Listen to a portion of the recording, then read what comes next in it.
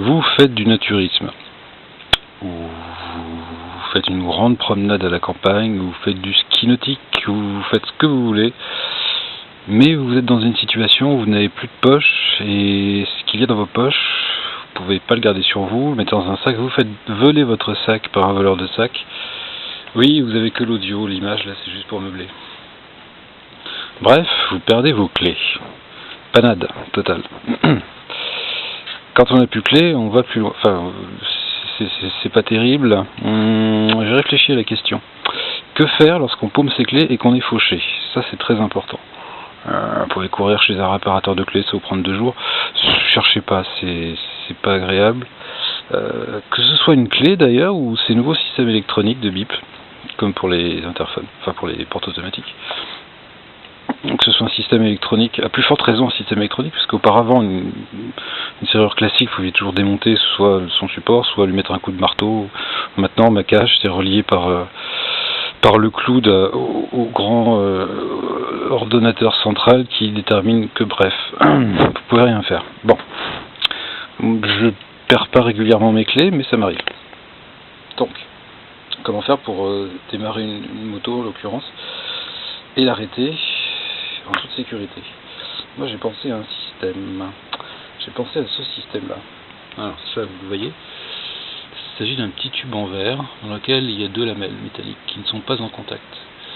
Pour les faire se rentrer en contact, il faut approcher un aimant que vous voyez ici. Ça c'est un aimant au néodyme, c'est 10 fois plus puissant qu'un aimant qui n'est pas au néodyme, c'est rempli de terre rare.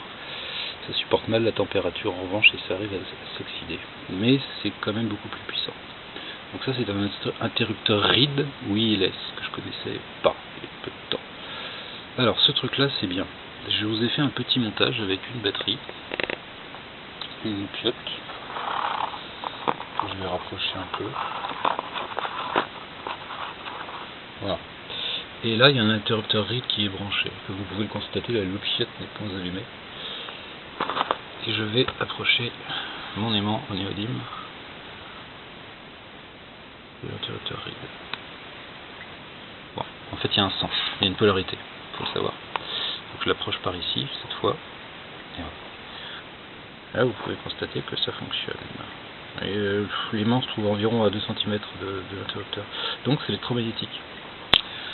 Et ça c'est le système d'ouverture électronique du pauvre. C'est-à-dire que vous n'avez pas de clé électronique. Quand vous perdez votre clé électronique et que vous allez la faire chez le fabricant, le constructeur de votre véhicule, ça vous coûte 6 bras. Même Shiva ne pourrait pas se faire un double de clé électronique, c'est en centaines d'euros que ça se chiffre. C'est pas justifié, c'est vraiment une bande d'escrocs.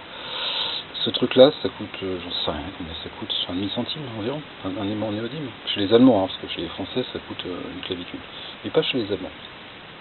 Et les interrupteurs RID, c'est pareil, ça coûte une misère. Ça c'est un vieux modèle.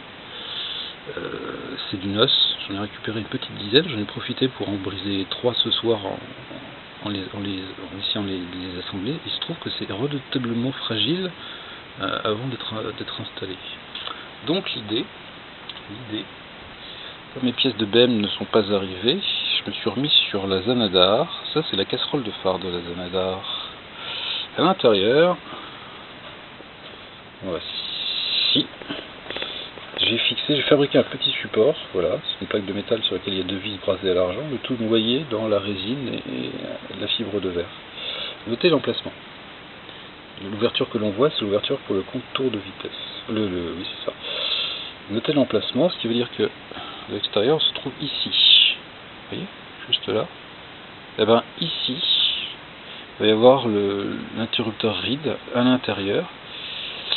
Et bien il me suffira de passer un aimant judicieusement disposé dans un porte-clés pour mettre sous tension la moto entre guillemets, c'est-à-dire mettre le contact. Pas la faire démarrer, mais mettre le contact.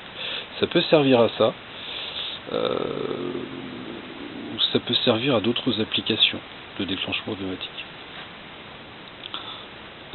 Comment remplacer un système d'ouverture par petite télécommande onéreuse avec 2 euros. Avec 2 euros. Donc je vais fabriquer un support qui va se boulonner dans la casserole de phare avec un morceau de tube et un morceau de plat d'inox, le tout brasé à l'argent. C'est très joli l'argent. Voilà. j'en démords pas. L'interrupteur RID, je vais le glisser dans ce tube, ce qui fait qu'il sera à l'abri. Les fils seront reliés là où ils doivent être reliés. Et ainsi j'aurai mon système anti-vol. Parce qu'en réalité, il n'y a pas de clé du tout sur cette Zanadar. Il suffit d'appuyer sur un bouton au niveau du commodo sur le guidon pour mettre en tension la moto, pour mettre le contact.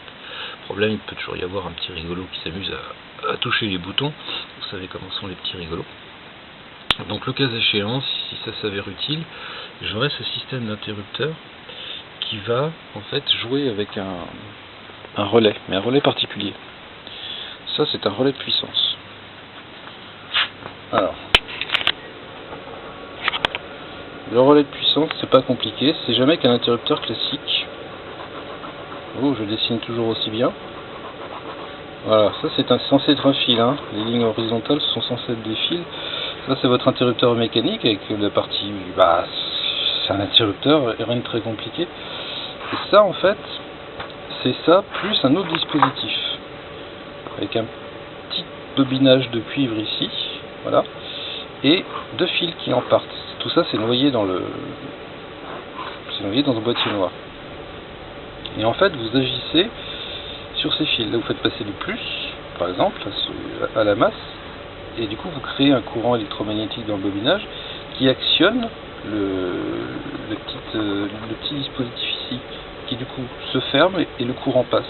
Ce qui permet ici de faire passer un courant de grosse intensité, mais à distance. C'est-à-dire que ces deux fils-là vous permettent de le commander de loin. C'est utile par exemple comme application dans les voitures ou les motos pour les phares.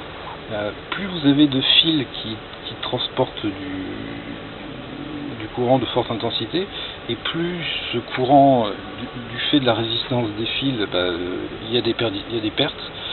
Et la perte de courant, ça veut dire que vous perdez du courant. Donc le système de charge doit fournir davantage de courant pour recharger la batterie. Donc il faut éviter les pertes de courant. D'où l'intérêt du principe du relais de puissance. C'est un relais de puissance. On dit relais, mais c'est un relais de puissance. Dessus, il y a un petit schéma. Et celui-ci, il est particulier. C'est ce que je vais utiliser. Ça, c'est un relais classique, en fait. Cet interrupteur reste fermé tant qu'il y a du courant qui alimente le bobinage. Si le courant ne l'alimente plus, l'interrupteur s'ouvre, auquel cas le courant ici ne passe plus. Tel quel par exemple d'un commodo dans une voiture, tant que le bouton est enclenché, voilà. J'ai préféré ce truc là, ça c'est un relais de puissance bistable, à savoir que ici vous donnez une impulsion, votre bouton au tableau de bord, une impulsion, hein, paf. Ici ça se ferme. Mais vous relâchez votre bouton au tableau de bord là, donc il n'y a plus de courant qui passe ici, et cette partie-là reste dans cette position-là. Alors que, rappelons-le, un relais classique, si jamais vous coupez le courant au niveau du tableau de bord du bouton, donc par ces deux fils, cette petite partie-là s'ouvre, ça c'est nul. Moi je voulais avoir évidemment un système qui reste hors tension, soit fermé, soit ouvert. Voilà. Et ça c'est ce qui coûte le plus cher.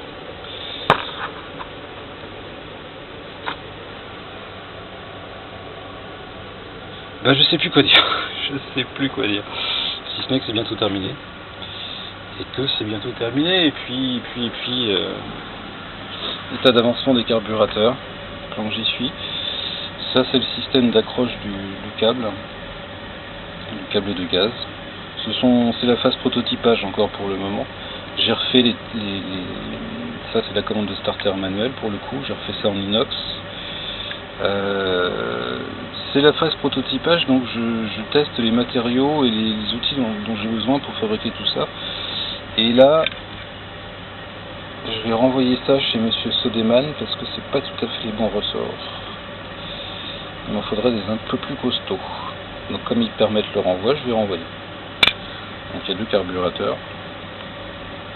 Et c'est un travail extrêmement minutieux. Là par exemple, je vous montre. C'est un trou un peu ovale. Donc ça demande un peu d'attention pour faire des trous ovales. J'ai pas réussi à trouver un forêt qui fore ovale jusqu'à présent. Pourtant j'ai cherché, même chez les Allemands d'ailleurs. Très étonnant. Donc là aussi il y a un trou ovale. carbu commence à avoir une jolie forme, une jolie couleur.